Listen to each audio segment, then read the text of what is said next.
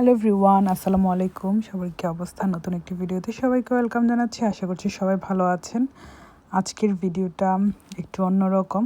এটা আমার 2 দিন প্রস্তুতি ব্লগ। এটা হচ্ছে আমার সার্জারির জন্য, আমার প্রস্তুতির জন্য যে মেডিসিনগুলো যেভাবে প্রস্তুতি নিতে হবে তার ডিটেলসে আমি দিয়ে দিচ্ছি। তো খুব শীঘ্রই আমার একটা সার্জারি হবে, আর সেটার জন্য আমাকে ওরা যাবতীয় লিস্ট দিয়ে দিছে যে আমার 2 দিন থেকে আমার হচ্ছে সিম্পল ডায়েট ফলো করতে হবে। ওরা ডায়েট চার্ট প্লাস হচ্ছে ওরাল সলিউশন দিয়ে দিছে, যেহেতু আমার সার্জারিটা একটু ক্রিটিক্যাল, তো ওইভাবেই প্রিপারেশন নিয়ে যেতে বলছে। তো প্রথমেই 2 দিন আগেই নুহাস অনেক ফ্রুটস, কারণ আমি ওই রকম সলিড খাবার খাওয়া অ্যালাউড না, তার জন্য নুহাস ওই রকম খাবার দাবার সব কিছু রেডি করতে হবে বাসায়, জুস সব কিছু। তো নুহাস ওগুলো রেডি করবে। আর যেহেতু সার্জারিতে চলে যেতে হবে, আমি কি করছি, যাবতীয় জামা কাপড় ঈদের টাইমে যা যা অগোছালো ছিল বা ঈদ করে আসার পরে যেভাবে রেখে দিয়েছিলাম সবগুলো প্রথমে আগে গুছাই নিছি, সব জিনিসপত্র গুছাই সবগুলো জায়গা মতো রেখে তারপর আমার সার্জারির জন্য আমার কিছু জামা কাপড় কিনতে হবে। তারপর আমি ওগুলোও কিনে নিয়ে আসছি, অনেক কমফোর্টেবল ড্রেস কিনে নিয়ে আসছি, কারণ যেহেতু ওইখানে যেন আমি হসপিটালে পড়তে পারি। যদিও হসপিটাল আসলে হসপিটালের ড্রেসই দেয়া থাকে, কারণ ওইভাবে তো এই ড্রেস পরা যায় না। তো নুহাস আমার জন্য হচ্ছে ফ্রুটস নিয়ে আসছে। এগুলো হচ্ছে নন প্লাপ যে ফ্রুটসগুলো, ওইগুলো নিয়ে আসতে হয়েছে। আর এগুলা জুস বানানোর পর দেন আবার অনেক কাহিনী, নুহাস সব কিছু ইন্টারনেটে দেখে সে তার মতো মিলাই সব কিছু করে নিছে আর কি। তারপর আমার সার্জারির জন্য আরও অনেক জিনিসপত্র নিয়ে যেতে হবে, সেগুলো সে কিনে ফেলছে। তো সে সব কিছু আমাকে দিচ্ছিল, করে করে দিচ্ছিল, ইভেন পিল করে করে, যেন আমার হচ্ছে বাওয়াল যেটা একদম প্রপার ক্লিন থাকতে হবে। তো বাউল প্রেপ ওরা দিছে, তো সব কিছু এত সুন্দর করে সে গুছাই গুছাই সে রাখতেছিল, সে মাশাআল্লাহ অনেক অর্গানাইজড একটা পার্সন।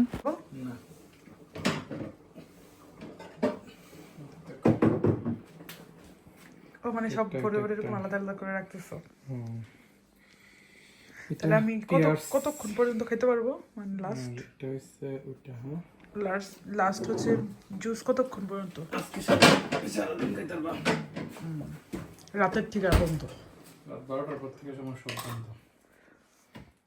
তখন খালি তুমি এর আগে রাতের মধ্যে খাই ফেলবা সবটি। তারপর থেকে যে কোনো টাইপের খাবারই অফ করে দিছে, জাস্ট হালকা হালকা একটু একটু ওয়াটার খাওয়া যাবে। আর একদম সকাল থেকে কোনো কিছুই পানিও খাওয়া যাবে না, সব কিছু একদম পুরো ফাস্টিং থাকতে হবে আর কি। কারণ ওরা সার্জারিটা একদম খালি পেটে করতে চায়, তো তার জন্য ওরা 2-3 দিনের প্রিপারেশান দিয়ে দিছিল। তো নুহাস আমার সব জিনিসপত্র সব কিছু গুছাই দিচ্ছিল আমাকে, আমার জামা কাপড়, যাবতীয় মেডিকেল ফাইল সব কিছু নিতে হবে, ওগুলো ওরা সব চেক করবে, যদিও ওদের কাছে সব কিছুই আছে। তারপর আমার ফর সেফটি আমারগুলো আমি নিয়ে যাচ্ছি আর কি, কারণ ওদের যে সিস্টেমে সবই আছে। তারপর আমার শ্যাম্পু, ব্রাশ, ফেস ওয়াশ, আমার যাবতীয় জিনিস আমার নিতে হবে, ওইখানে অবশ্য ওরা দিবে, কিন্তু তারপর নিজেরগুলো নিজের কাছে থাকলে তো আসলে ভালো। 2 দিন পরের ভিডিও এটা। তো সকাল সকাল রেডি হয়ে গেছি, মিশ্র একটা প্রতিক্রিয়া কাজ করতেছিল, কারণ জীবনের প্রথম এত বড় সার্জারি করব, তাও আমি আমার তো একাই থাকা লাগবে, নুহাস যাবে, যদিও সে তো আর শেষ পর্যন্ত থাকতে পারবে না। তো সব কিছু মিলাই, কারণ এটা একটা 7-8 ঘন্টার একটা জার্নি, কারণ আমার 4 আওয়ার্সের মতো লাগবে সার্জারি করতে। আর তারপর ওরা আমাকে 4 আওয়ার্স পর্যন্ত অপারেশন থিয়েটারেই রাখবে, অবজারভেশন করবে আর কি, অবজার্ভ করবে যে আমি সব কিছু ঠিকঠাক আছে কিনা, সব কিছু চেক চলবে প্রপারলি। তো সবাই আমার জন্য দোয়া করবেন, যদিও ভিডিওটা আপলোড করতে করতে হয়তো বা অনেক লেটে আপলোড করা হবে, কারণ আমি সুস্থ হওয়ার পর জাস্ট ওরা একটা সাপ্লিমেন্ট দিছে পেট ক্লিন হওয়ার জন্য, আর ওইরকম কোনো কিছুই না, খাওয়া দাওয়া না, জাস্ট পানি খাইতে বলছে। আর সার্জারির আজকে গত রাত 12টা থেকে তো আর ওইরকম কিছুই না, পানিও বলছে যে লিমিটেড খাওয়ার জন্য, আর 11টার পর থেকে একদমই কিছুই খাওয়া যাবে না। তো রেডি হয়ে গেছি, এখন আমরা বের হয়ে যাব, কারণ আমাদের এখান থেকে যাই তো প্রায় বেশ টাইম লাগে। তো টাইম টু টাইম যায় পৌঁছায়, তারপরে অ্যাডমিশন নিতে হবে, অ্যাডমিট হওয়ার পর ওরা ফুল চেক করবে যে আমি কি ফিট কিনা সার্জারির জন্য, দেন হচ্ছে বাকি প্রসিডিউরে যাবে। সবাই আমার জন্য দোয়া রাখবেন যেন সব কিছু সুন্দরভাবে হয়। জানি না এই ভিডিওটা কখন দিব। আমি হসপিটালে যাওয়ার আগে শাওয়ারও করে নিছি, কারণ ডক্টররা বলেছি শাওয়ার সব কিছু করে যাওয়ার জন্য। কারণ আমি হচ্ছে সার্জারির পরে 4-5 দিন পর্যন্ত শাওয়ার করা অ্যালাউড না, কারণ যেখানে কাটবে বা যে জায়গাগুলো করবে ওগুলোতে তো মানে শুকাবে না, পরে পানি লাগানো যাবে না।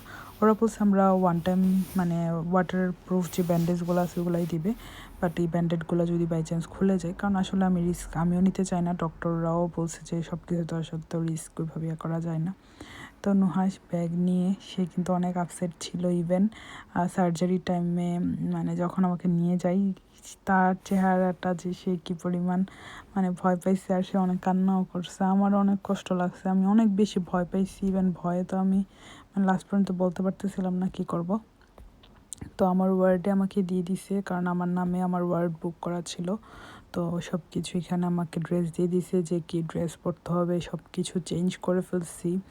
এখন আমার বাকি ব্লাড টেস্ট প্লাস হচ্ছে ইউরিন টেস্ট, তারপর আরও অনেক কিছু টেস্ট ওরা করছে। করার পর আমাকে ফুললি প্রিপেয়ার্ড করতেছে। দেন আমার কাছ থেকে কনসেন্ট নিয়ে গেছে যে ওরা আমার জন্য কী কী করবে, কী কী আমার প্রিপারেশন থাকা লাগবে। তো সব কিছু যদি একদম পারফেক্ট থাকে ওরা বলছে তাহলে ওরা সার্জারির জন্য আগাবে। তখন ওরা দেখছে যে না, সব কিছু একদম পারফেক্ট আছে। এবার আমার নাম সাইন আমি যখন দিছি, একদম ফুললি কনসার্ন দিছি যে আমি একদম রেডি সার্জারির জন্য, তখন ওরা বলছে ঠিক আছে, তাহলে মানে ওরা সার্জারি করবে। তো মোটামুটি আমি মানে অনেক ভয় পাইছি, কারণ ওরা যখন আমার কাছ থেকে লিখিতভাবে কনসেন্ট নেই তখন ওরা অনেক কিছু মেনশন করছে, বাট পরবর্তীতে যখন সার্জারি করার পরে ওরা বলছে যে আসলে কোনো কিছুই কাটতে হয় নাই, আলহামদুলিল্লাহ সাকসেসফুলি সুন্দরভাবেই হয়েছে। তো এই ক্লিপগুলো হচ্ছে আমার সার্জারির পরের, একদম সকালবেলার। আমার তো অক্সিজেনের প্রবলেম হয়ে গেছিলো, অনেক বেশি প্রবলেম ছিল, বিপি অনেক লো হয়ে গেছিলো। আমার জ্ঞান ফিরতে ফিরতে প্রায় 7-8 ঘন্টা লেগে গেছে। তো ডক্টররা বলছে, আর ইন দ্য মিন টাইম আমি আর কোনোভাবে কোনো ক্লিপ নেই। এটা একদম সকালের, যখন আমি একটু ভালো ফিল করতেছিলাম। আর আমার 3 বার অবশ্য ড্রেসও চেঞ্জ করছে, কারণ আমার ওভার ব্লিডিং হয়ে জামা কাপড় সব কিছু একদমই হয়ে গেছে। তো ওরা আমার জন্য অবশ্য ব্লাডও রেডি রাখছিলো, বলছিলো যদি আমার ব্লাড দেওয়া লাগে ব্লাডও দিবে। তো সব কিছু মিলাই সার্জারিটা আমার প্রায় 4 ঘন্টা লাগছিল সার্জারি রুমে। ওইখানে অনেক ডাক্তার ছিল, আমার যেহেতু জয়েন্ট সার্জারি ছিল, এন্ডোমেট্রিয়াসিস প্লাস হচ্ছে বাউল, তো ওইভাবে ওরা ম্যানেজ করছে। তারপর অনেক ডাক্তার ছিল, 15-20 জনের মতো। তারপর একটা রোবোটিক মানে করছে সার্জারি, রোবোটিক এন্ডোমেট্রিয়াসিস সার্জারি।